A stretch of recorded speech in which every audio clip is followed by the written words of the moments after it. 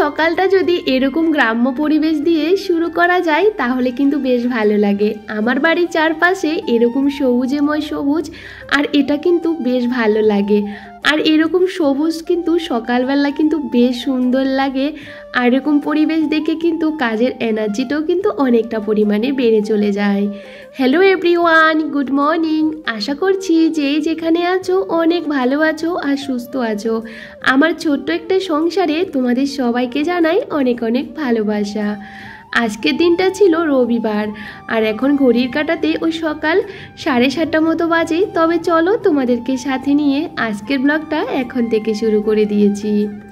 জানো তো বন্ধুরা, সকালবেলা যদি একটু কষ্ট করে ঘুম থেকে উঠতে পারি তাহলে কিন্তু কাজগুলো শুরু করে দিলে তখন কিন্তু ওই ঠান্ডাটা আর লাগে না, কাজ করতে কিন্তু বেশ ভালো লাগে। আর সকালের পরিবেশটা তো দেখতেই পারো, ভীষণ পরিমাণে ঠান্ডা আর একদমই শান্ত। ওই সময় কিন্তু কাজ করলে কিন্তু একটু তাড়াতাড়ি কাজগুলো করাই যায়।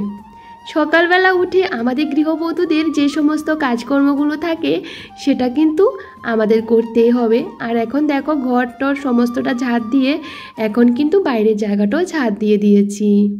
এদিকে ছেলে ওরা উঠে পড়েছে, তোমাদের দাদাভাই বেরোবে, সেই জন্য ভাবলাম চলো এদিকে সাথে সাথে কিন্তু জানালাগুলো খুলে দিয়েছি।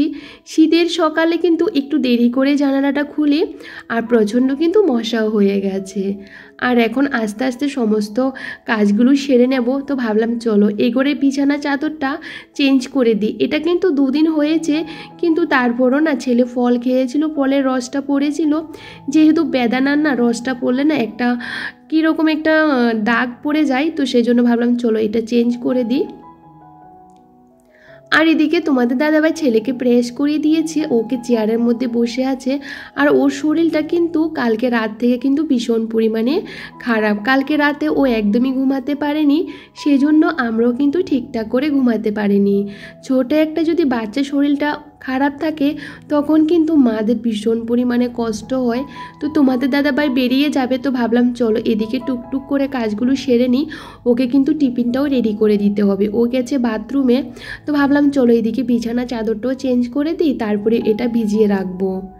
আর এদিকে ছেলের কালকে রাতে ঘুমাতে পারেনি, তো ওকে ওষুধ দিয়েছি। আর ভাবলাম একটু গরম জল করে ওকে একটু খাওয়াবো। আর জানো তো বন্ধুরা, ওদের না সর্দি হলে না ভীষণ কষ্ট হয়, ওরা তো কিছু বলতেও পারে না। আর ওদের কিন্তু তেমন কোনো মেডিসিনও নেই যে খাওয়ানোর মতন। তো দেখো এদিকে আমি কিন্তু ঘরটা কিন্তু গুছিয়ে নিচ্ছিলাম। আর কি বলো তো বন্ধুরা, এগুলো রাতের বেলাও গুছিয়ে রাখি, সকালবেলা তোমার দাদাভাই এ ঘরে এসে সমস্তটা কিন্তু এলোমেলো করে নিয়েছি। ও একটা গামছা নিতে এসে পুরো আলনাটাকে একদমই অগোছালো করে দিয়েছি। এখন সেটাও কিন্তু গুছিয়ে নিচ্ছিলাম। আর ভাবলাম চলো এই রুমটাও কিন্তু একটু গুছিয়ে নিই। আর আমি কিন্তু একটু তাড়াতাড়ি করে কাজগুলো করার চেষ্টা করছিলাম, যেহেতু ও বেরিয়ে যাবে বলে যে 8:30টার আগে ও বেরোবে, তো সেহেতু আমাকে সমস্তটা আগে থাকতেও কিন্তু রেডি করে দিতে হবে।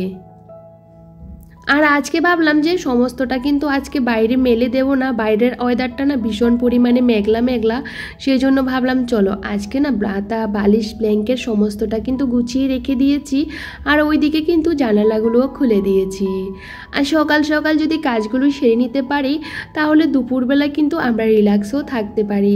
তার মধ্যে রান্না করে চলে এসেছি, আর কালকের তরকারি একটু ছিল, রাজমার তরকারি, আর সাথে কিন্তু রুটি করে নিয়েছিলাম। আর দোকান থেকে বর দুধ নিয়ে এসেছিল, আর সে দুধটা না প্যাকেটটা পুরোটাই ফাটা ছিল, তো একদিকে ঢালতে গিয়ে আর অন্য দিক দিয়ে পড়েও গেছে। তো ওকে কিন্তু টিফিনটা বানিয়ে দিয়ে ও কিন্তু খেয়ে দিয়ে চলে যাবে। তো ভাবলাম চলো এদিকে দুধটাও গরম করে নিই।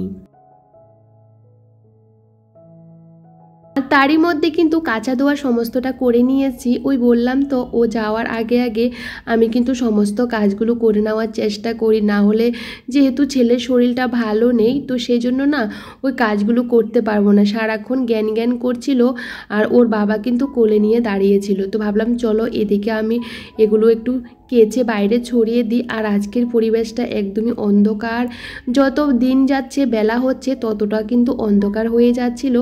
আর এখন দেখো একদমই অন্ধকার হয়ে যাচ্ছিল। আর তোমাদের দাদাভাই এদিকে সাইকেল নিয়ে বেরিয়ে যাচ্ছিল আর ছেলে ভীষণ কান্নাকাটি করছিল, সেজন্য একটু রাস্তার দিকে নিয়ে আসলাম ওকে।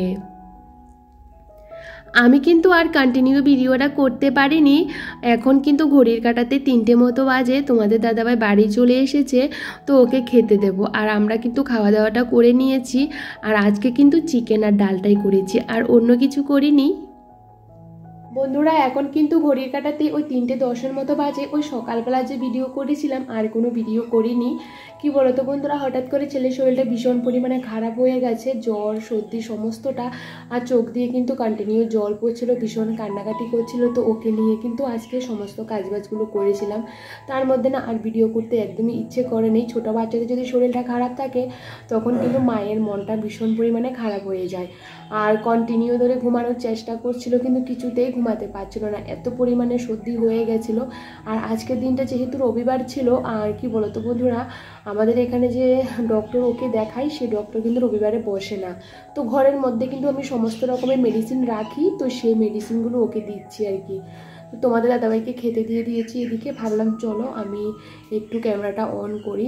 আর কি বলতো, জানি না কি করব, বুঝতে পারছি না। রাতে যদি শরীরটা যদি আরও খারাপ হয় তখন আরও ভীষণ পরিমাণে কষ্ট হবে। আর বুঝতেই পারো হঠাৎ করে ঠান্ডা লেগে গেছে ভীষণ পরিমাণে, আর ছোটো বাচ্চাদের যদি এরকম হয় বুঝতেই পারো। তো চলো বন্ধুরা ব্লগটা দেখতে। আর এদিকে দেখো ছেলে ঘুম থেকে উঠে পড়েছি অনেকক্ষণ আগে, একদমই ঘুমায়নি, অল্প একটু ঘুমিয়েছিল। আর ওঠার পরে দেখে ওর বাবা এসেছে, ওর সাথে কিন্তু খেলা শুরু করে দিয়েছে। আর আমি একটু সুজি করেছিলাম ওকে খাওয়ানোর জন্য, ও কিন্তু কিছুতেই খায়নি। কি বলতো, ওর শরীরটা যেহেতু ভালো নেই ও কিন্তু কিছুই খাওয়া দাওয়া করছে না। আর দেখো একদমই শরীরটা শুকিয়ে কি অবস্থা হয়েছে। আর এদিকে কন্টিনিউ কিন্তু চোখটা দিয়ে জল পড়ছিল আর নাক দিয়েও কিন্তু জল পড়ছিল।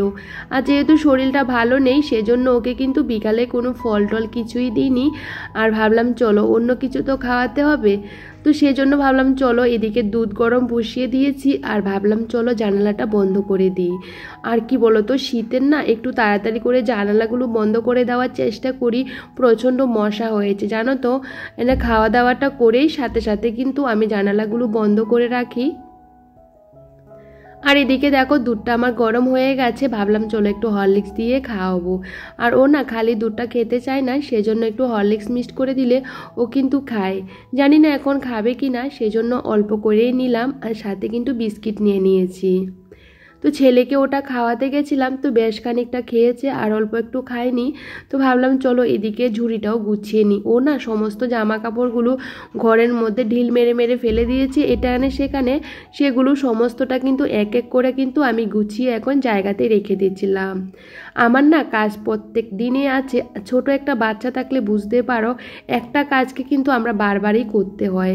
আর এই সমস্ত জামা কাপড়গুলো গুছিয়ে এখন আবার জায়গাতে রেখে দিতে দিতে দিকে একদমই সন্ধ্যা হয়ে গেছে। তাড়াতাড়ি করে ঘরটরগুলো ঝাড় দিয়ে এখন কিন্তু সন্ধ্যাবাতিটাও দিয়ে দিচ্ছিলাম। আমি সবসময় চেষ্টা করি সন্ধ্যার টাইমে কিন্তু টাইমলি কিন্তু ঠাকুরের যে পুজোটা সেটা করার। আর এখন দেখো সমস্তটা রেডি করে এখন কিন্তু আমি সন্ধ্যাবাতিটাও দিয়ে দিচ্ছিলাম। আর ওরা কিন্তু এখনও খেলা করছে, ভাবলাম চলো ওরা খেলতে থাকুক আর এদিকে আমি আমার কাজগুলো করে নিই।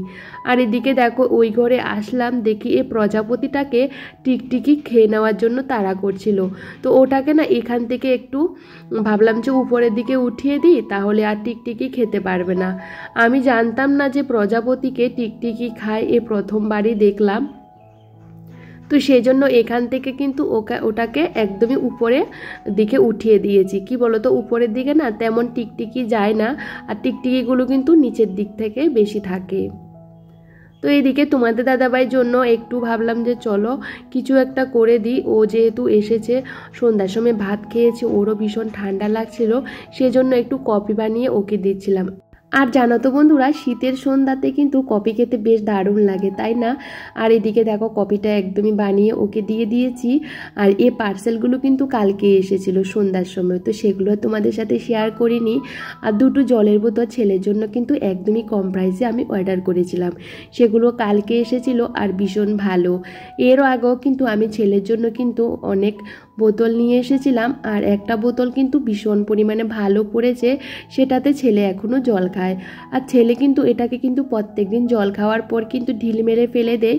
তো ভাবলাম যেহেতু একটাই বোতল, সেজন্য ছেলের জন্য আর দুটো বোতল অর্ডার করি, কারণ একটা বোতল দিয়ে কিন্তু ওকে খাওয়াতে ভীষণ অসুবিধা হয়, যখন তখন কিন্তু ওটা ফেটে যেতে পারে। সেজন্য ঘরের ভিতরে এক্সট্রা বোতলগুলো নিয়ে চলে এসেছি, আর এগুলো কিন্তু একদমই কম প্রাইসের মধ্যে আমি নিয়েছিলাম।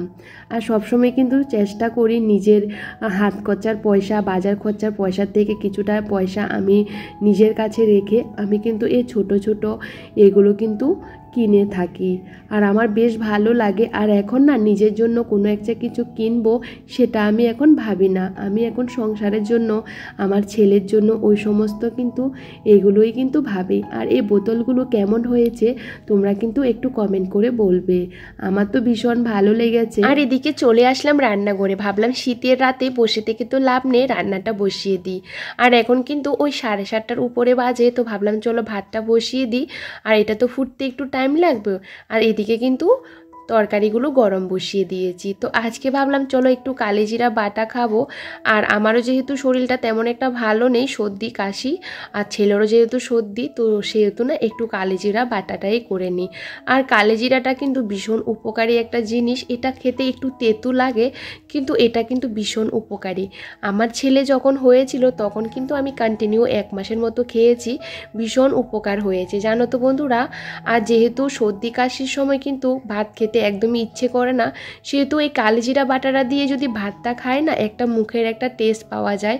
আর আমি কিন্তু মাঝে মধ্যে এটা কিন্তু আগে খেতাম, এখন কিন্তু একদমই খাওয়া হয় না। ভাবলাম চলো, ছেলেও যেহেতু আমার ব্রেস্ট ফিডিং করে, সেহেতু আমার এটা খেলে কিন্তু অনেকটা উপকারী হবে। যারাদের অনেকটা প্রবলেম হয় ব্রেস্ট ফিডিংয়ের, তারাও কিন্তু এটা খেতে পারে। আর এদিকে দেখো আমার কালিজিরাটা একদমই হয়ে গেছে, আমি কিন্তু একটু লঙ্কা টঙ্কা ভালো করে দিয়ে একটু ঝাল ঝাল করে করেছিলাম। আর এটা নামিয়ে নেওয়ার পর কিন্তু রান্নাঘর পরিষ্কার করেছিলাম। আর এদিক দিয়ে আমার যা বাসুর এসেছিল, তো তাদেরকে কি দেব, তারা কিন্তু চাও খায় না, তো সেই জন্য ভাবলাম চলো গরম গরম মুড়ির মোয়া করে নিয়েছি আর ওদেরকে দিয়ে দিয়েছি। এখন কিন্তু ঘড়ির কাঁটাতে ওই 11:30 মতো বাজে, আমাদের খাওয়া দাওয়া কমপ্লিট হয়ে গেছে। আর রান্নাঘরের সমস্ত কাজ বাজ আমি যে সমস্ত কাজগুলো রাতেবেলা গুছিয়ে রাখি সেগুলো করে নিয়েছি, যেহেতু আমার যা বাসুর এসেছিল 8টার দিকে, তো সে কারণে একটু কথা বলতে বলতে 10টা বেজে গেছে। তো বন্ধুরা আজকে ব্লগটা এখানে এন্ড করছি, যদি ভালো লেগে থাকে কোনো অংশে প্লিজ কমেন্ট করে জানাতে ভুলো না। নেক্সট ব্লগে দেখা হচ্ছে, তো তখন তোমরা সবাই খুব ভালো থেকো, সুস্থ থেকো, সাবধানে থেকো, সবাইকে টাটা।